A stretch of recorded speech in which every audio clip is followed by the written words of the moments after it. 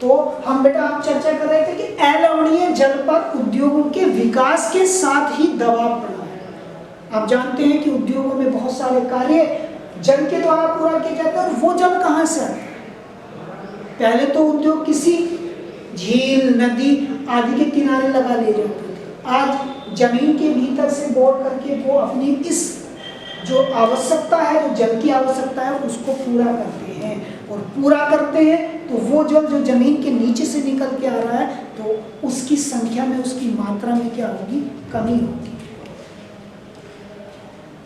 साथ ही साथ उद्योगों को अत्यधिक जल के अलावा चलाने के लिए ऊर्जा की भी आवश्यकता होती है। तो जल के साथ साथ उद्योगों को चलाने के लिए शक्ति के साधन की भी जरूरत होती है, और शक्ति के साधन के रूप में हम जल विद्युत का क्या करते हैं? उपयोग करते हैं। जल विद्युत जिसका निर्माण जल से किया जाए। अब जब हम जल विद्युत का निर्माण करेंगे तो उसमें जल का कुछ ना कुछ भाग क्या होगा?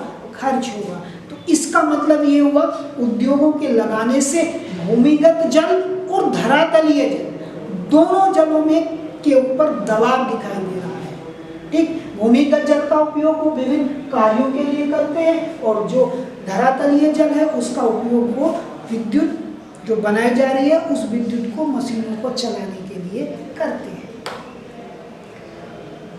एक एग्जाम्पल दिया गया है, आपको ध्यान रखना है, आपको समझना है कि भारत में कुल विद्युत का, भारत में जितनी बिजली बनाई जाती है, जितनी बिजली का निर्माण किया जाता है, भारत में तैयार होने वाले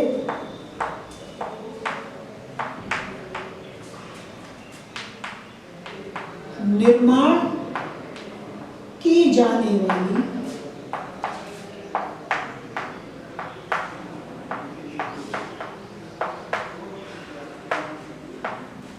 विद्युत में से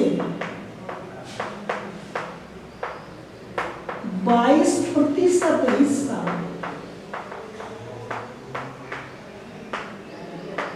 जल विद्युत का है। ठीक, भारत जितनी विद्युत का निर्माण करता है, भारत में जितनी विद्युत बनाई जाती है, उसका 22% हिस्सा जल से तैयार किया जाता है। यानी उसका 22% हिस्सा किसका है? जल विद्युत का है। इसका मतलब ये हुआ कि भारत में जल के द्वारा बहुत बड़े पैमाने पर विद्युत का निर्माण किया जाता है। जब हम लोग क्या करेंगे? विद्युत तैयार करेंगे तो उसमें जल का खर्च होगा। कि भारत में कुल विद्युत का लगभग 22% भाग जल विद्युत से प्राप्त होता है। आपको याद रखना है कि भारत में कुल विद्युत का 22% हिस्सा इसी विद्युत, कौन सी विद्युत? जल विद्युत के द्वारा तैयार किया जाता है। इसके अलावा शहरों की बढ़ती हुई संख्या, जनसंख्या और उनकी जीवन शैली के कारण केवल जल और ऊर्जा की आवश्यकता में बढ़ोतरी हुई है। उनके रहन सहन के स्तर से ठीक विद्युत और जल की मात्रा जो उपयोग कर रहे हैं उसकी मात्रा में बढ़ोतरी हुई है। अब ये तो इनसे संबंधित समस्याएं भी और गहरी हो गई हैं। ठीक, जब उनकी मात्रा में वृद्धि हुई है तो उनसे जुड़ी हुई या उनके अति उपयोग से कुछ समस्याएं भी उजागर या कुछ समस्याएं भी उत्पन्न हो गई हैं। यदि आप शहरी आवास समितियों या कॉलोनियों पर नजर डालें तो आप पाएंगे कि उनके अंदर जल आपूर्ति के लिए नलकूप स्थापित किए गए हैं, नलकूप लगाए गए हैं। इसमें कोई आश्चर्य नहीं है कि शहरों में जल संसाधन का अतिशोषण हो रहा है। ठीक, इसमें कोई अतिशयोक्ति नहीं है कि जो शहरी परिवेश है, जो शहर है, वो क्या कर रहे हैं? जल का अधिक मात्रा में शोषण कर रहे हैं। अब तक हमने जल दुर्लभता के मात्रात्मक पहलुओं की बात की है। आओ हम ऐसी स्थिति के बारे में विचार करें जहां लोगों की आवश्यकता के लिए काफी जल संसाधन है। ठीक, ऐसी चीज़ों पर हम अध्ययन करेंगे जहां लोगों की आवश्यकता को पूरी करने के लिए काफ़ी मात्रा में क्या है? जल संसाधन है। परंतु फिर भी इन क्षेत्रों में जल की दुर्लभता है, यह जल दुर्लभता की खराब गुणवत्ता के कारण हो सकता है। ठीक, जो जल की गुणवत्ता है उसके खराब होने के कारण हम उसको क्या कहते हैं, जल दुर्लभ कहते हैं। ठीक, मैंने आपको इस जो पीछे चित्र है उसमें दिखाया भी था कि बाढ़ का एक दृश्य है, हर तरफ पानी ही पानी नजर आ रहा है, लेकिन वो पानी सीधे तौर पर आप उपयोग नहीं कर सकते। तो बाढ़ के पानी ये बड़ी मात्रा में होने के बाद भी वो क्या है, दुर्लभ है। पिछले कुछ वर्षों से यह चिंता का विषय बनता जा रहा है और कुछ वर्षों से यह बहुत बड़ी चिंता के रूप में उभर कर सामने आया है। किस प्रकार आया है ये आप लोग समझेंगे।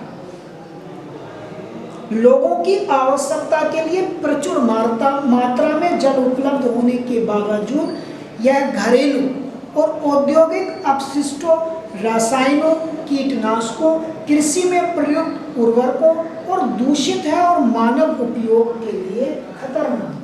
ठीक, मानव ने ऐसे कुछ कार्य कर दिए हैं, मानव ने कुछ अपने स्वार्थ से जुड़े हुए ऐसे कार्य किए हैं जिसकी वजह से वो क्या है, दूषित हो गया है। जैसे उन्होंने बताया है कि उर्वरकों द्वारा दूषित, कीटनाशकों द्वारा दूषित, रासायनों के अधिक प्रयोग से दूषित हो गया है और उद्योगों से निकलने वाले अपशिष्टों के कारण भी वो जो जल है वो क्या हो गया है, उपयोग योग्य हो गया है।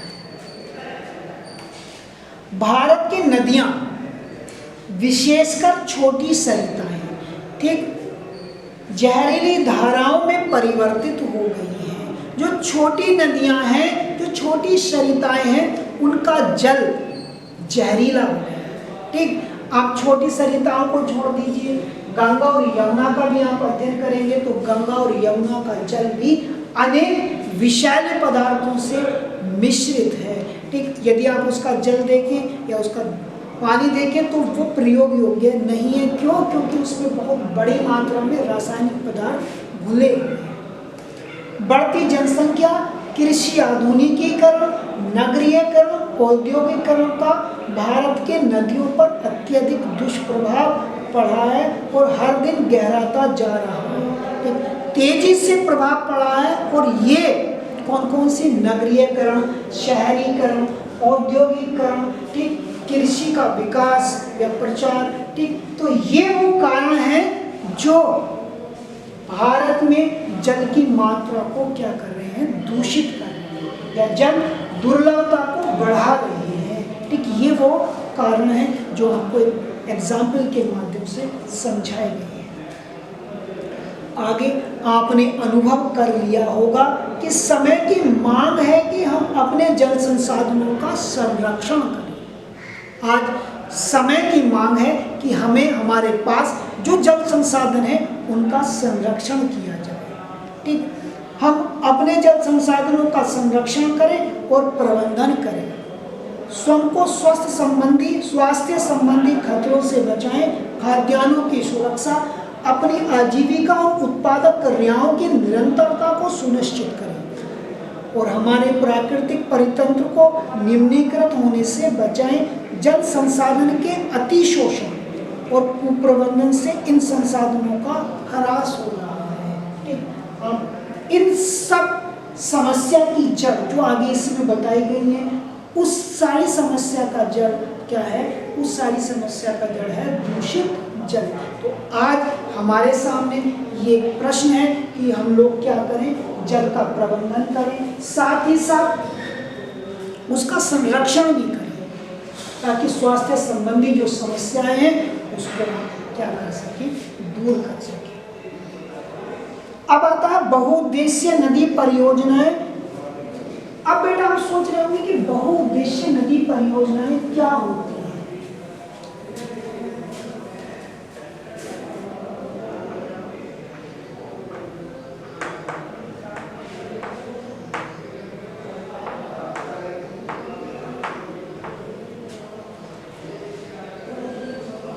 बहुउद्देशीय